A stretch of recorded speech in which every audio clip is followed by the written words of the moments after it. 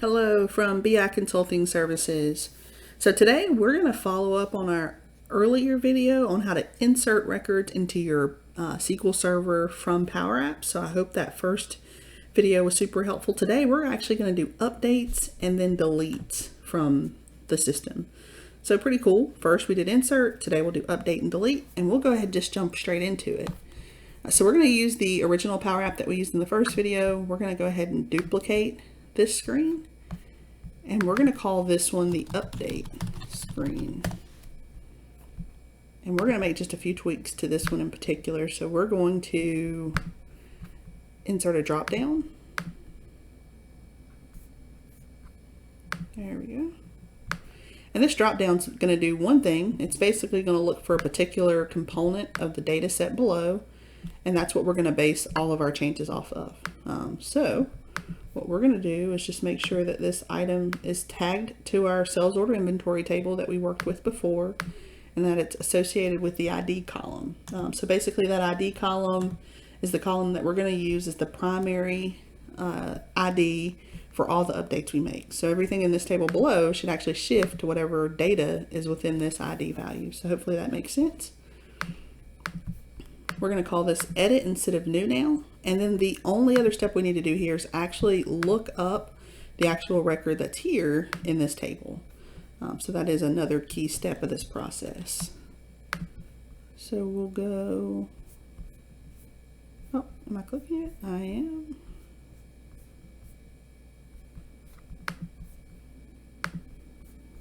Oh, on item, that's the right spot, perfect. And then we're going to go ahead and create a lookup statement associated with this particular record. And basically what that's going to do, guys, is go and look at that ID number above, and it's going to give us the details associated with that ID. So hopefully that makes sense to you guys. So again, this ID here is going to look up the data and show it here. So we're going to go to lookup. And we'll do the DBO sales order table. We'll look at the ID column because that's going to be sort of the key indicator from the drop down table that we just created, which is called drop down to so dot selected ID, and then we'll close it. All right, let's confirm that works. So let's flip these. So you'll notice that as I'm going through 1 and 3, it is dynamically updating accordingly. And then real quick, let's go ahead and run this table. There's only a couple of records actually in this particular table. Let's make this, whoops, let's make this a little bit bigger. All right, so you'll see we have 2 transactions here for varying amounts, and then just some comments associated with that. So for this first one, we're going to change this 7 million, I think that's 7 million, to something else. So let's hit play. There's the 7 million. And before I do that, it's not going to make a difference. Right now it says submit. It's going to do the same exact type of thing that we did in the insert screen earlier, but we'll change that to just say update, just so we know. So let's change the amount to 80 for that record. And you'll notice immediately in the system that is displayed. So if we go over here to the SQL Server environment, we hit run, dynamically we're at 80. So pretty cool, right? So the ability to update your SQL Server environment nearly real time, all in this one screen. So real quick, we'll go ahead and change the name of this to update. And that'll go ahead and navigate you to the main screen. So that is perfect. And then on the main screen, we'll go ahead and have an update option. So we'll call it update. And this will navigate us to the update screen. So if we play this, go to the update screen, go to the home screen, it's working great. All right, awesome. So the next thing we're going to go ahead and do is we're going to actually then delete records from the system. And before we do that, I'm going to go ahead and insert one more record. We're running low on records here, so I'm going to go ahead and add one more. We'll make this 57575. Adding to delete in, I know, super crafty. Let's call this 9, item number 910. Let's put the date as the 15th. Let's put this 910-010A, and then let's submit it.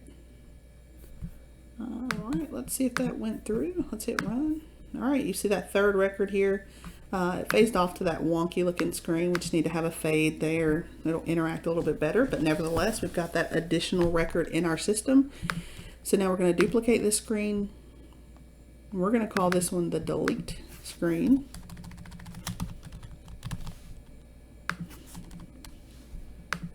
And here we're actually going to begin to delete records from the system. So it's going to work pretty similar to our initial functionality. We're just going to make a couple of changes here in this particular one. So we're going to change this to delete. All right. All right, now we're going to take, now that we have that delete here, I believe everything else is going to stay the same for now. We're actually going to do some code change here.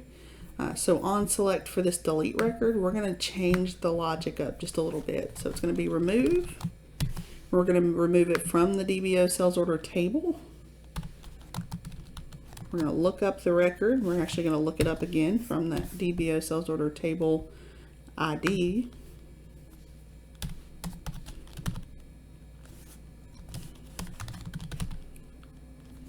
We're going to look it up in this drop down. It is drop down _21.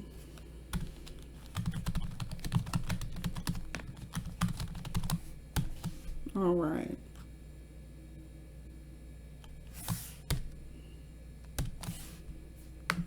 Perfect. All right, so let's just look at that really quick one more time. So basically what we're going to say is look up that ID field from the drop down value and then remove that record from the sales order inventory table in our database. All right, let's play this. So we just put record 9 in here. Let's hit delete on it. All right, and you pretty much see it instantly. There's only 1 and 3 here. 9 doesn't even show up in the record list. If I go here, you'll see that 9 is here. We'll run it, and 9 is gone.